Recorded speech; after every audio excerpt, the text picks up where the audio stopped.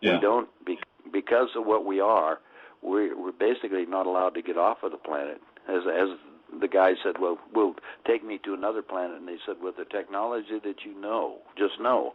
I said, you trash our planet in half the time, because we got all these other things we haven't learned about. Right. And so and then with that game, I agreed to basically publish the information. I mean, it was a joke, as a matter of fact. When I got with the ETs, I told them how big the book had to be. They had to write everything on the book. Everything is written by them. They even did the back page for me, which I thought was pretty good. So can I ask you a question? I mean, I'm always interested in process. Like, how did you actually write the book yourself? Did somebody else write? Let's put it this way. When you and I are talking right now, that's where we get our information. The information would come down, and you sit in front of your computer. That's all you're doing. Okay. And the computer you start putting in the information as you're like you and I are talking. We're just kind of a third party. There was points in the thing when I was looking down. I look at what just got you putting down, and I said, now that should be italicized. And I never touched the computer. That was totally amazing. I'm sitting here watching in front of me, and they become italicized. Right. So they have the ability to do all these things, but they try to work through us because that's our game. And remember, we're nothing more than a spirit inside this rhetoric, or this body we call. Right. So so the challenges are, how do you become in contact? And that's what the basis of the Handbook and the other two series, the other two books, The Embracing Rainbow and Becoming. By reading those, you can be in direct contact and talk to them just like you and I do. And now you can be in contact with beings that, are not of this dimension, or they may come into this dimension. Because we got many games going on. There's many levels of understanding. I mean, when you get rid of this rhetoric, you're not through. That personality of you is going to continue on your journey. Right. And the understanding of that is all spelled out in these, to understand what we are in this limited time we consider the Earth, whether it's 10 years, 20 seconds, or 100 years. This is all part of a bigger game. Yeah.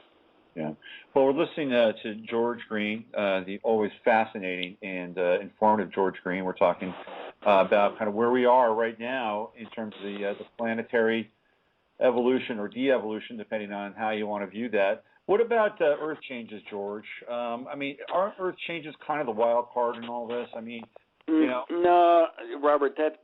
Let's clear that up. I do have some of that stuff on my website, which is nohoax, nohoax.com, and I'll be putting in more on the upcoming Earth changes. What's involved?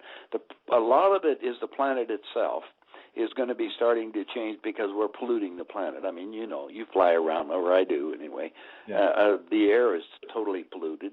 We got all this radiation up about, it's 4 miles thick that's surrounding the planet, which is allowing the gamma and ultraviolet rays to come in.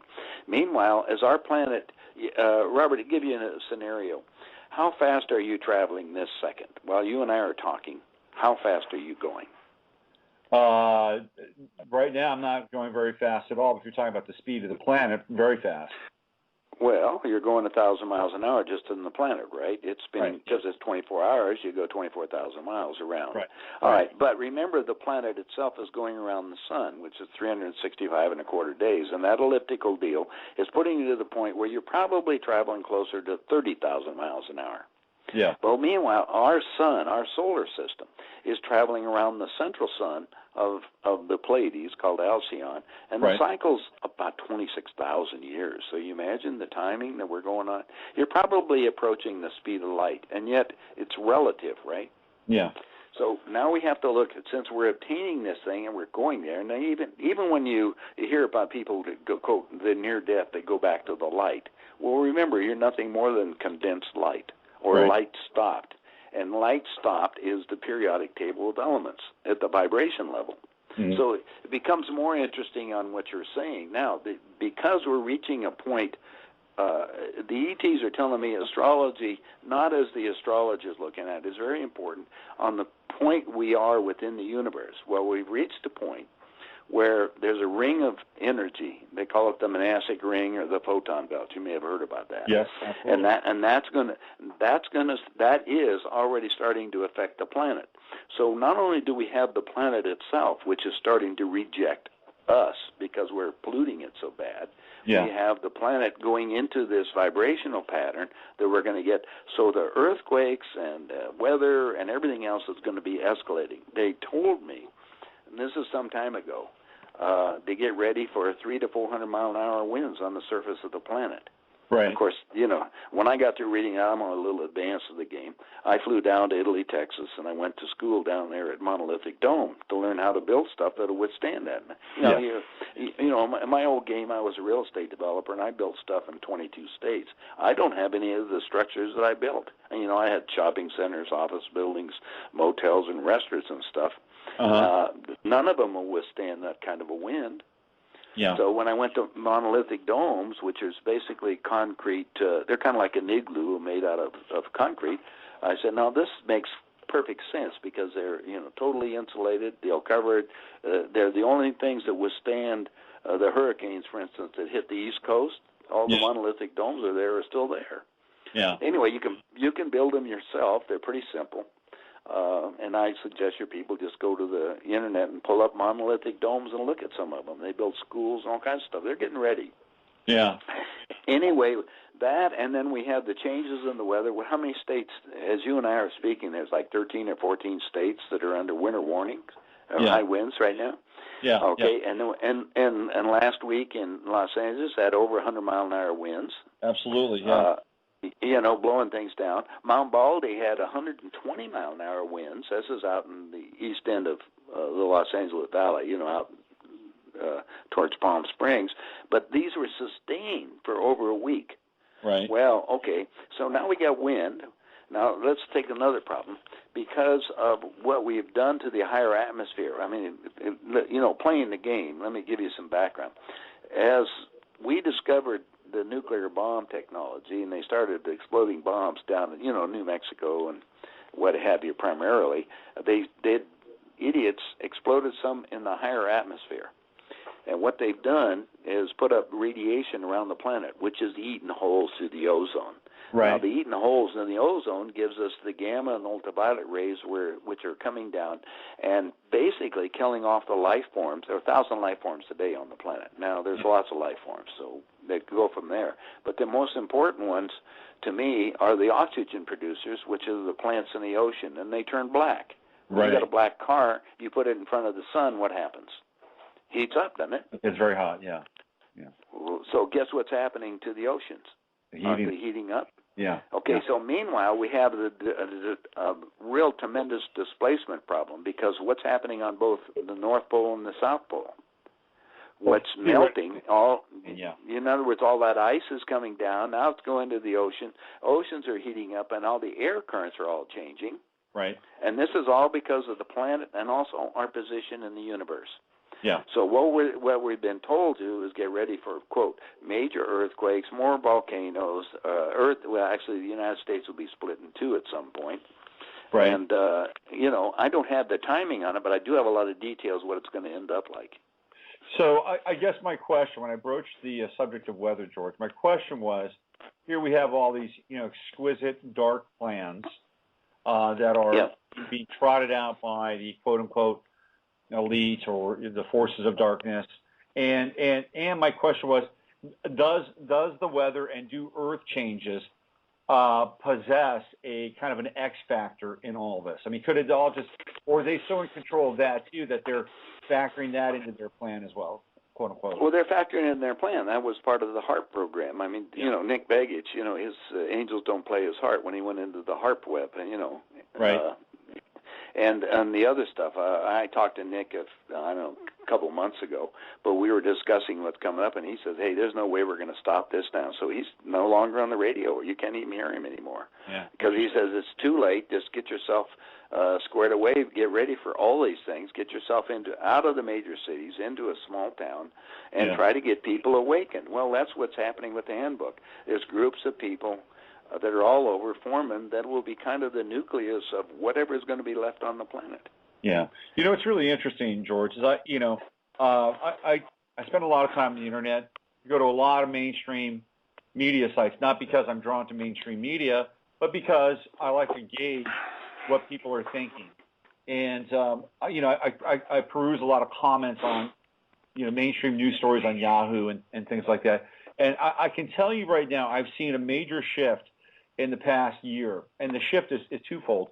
One, I've seen people become more mean and impersonal and cold. That's what you can read that in their comments. There's almost a sociopathy that is emerging, through the blog space or the internet space. And then the other is there are a lot of people that are waking up. I'm seeing more and more comments on these websites where people are they're getting it, at some level.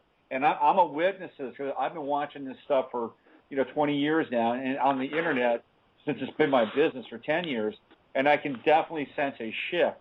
But obviously these people are not kind of at the same level as understanding the big picture, but there is some waking up taking place. Could you at least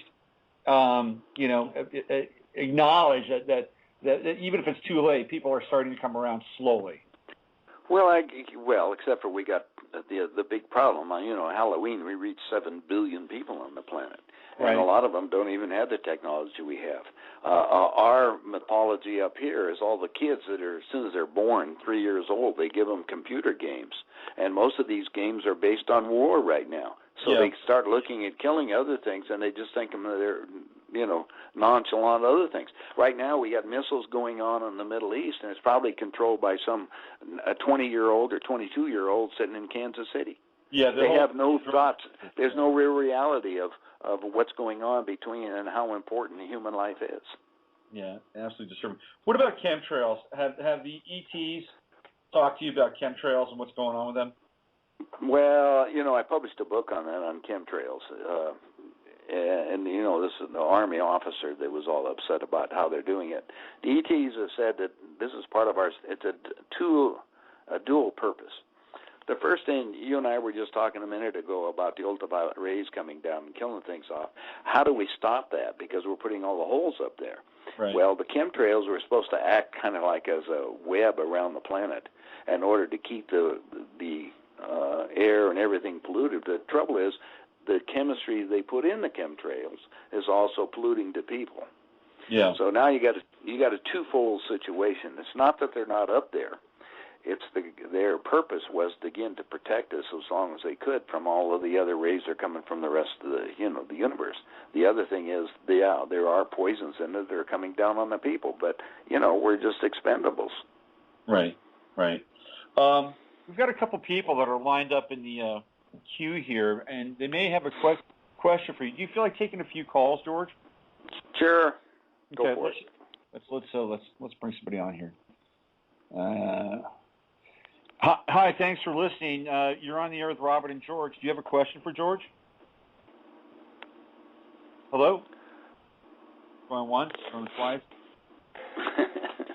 All right, let's go over here. Hey, you're on the air with Robert and George. Do you have a question for George today? Robert, is this you? It is me. What's going on, Bosch? Nothing. I have a great question. He mentioned Alcyone.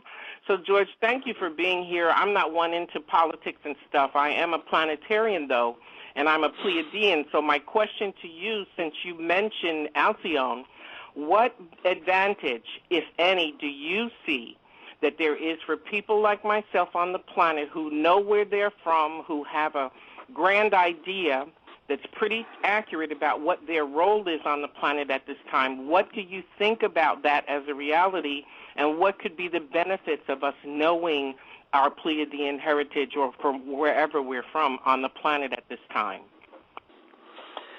Well, frankly, just you've been awakened to the point that you're one of the Pleiadians that were dropped down here on this planet. Remember, most of the Pleiadians came from Syria before, and they just migrate to the universe, finding planets, and planet Earth was a perfect thing. At this point, if you've got that lineage in there and you've been awakened to that, then you have a better understanding that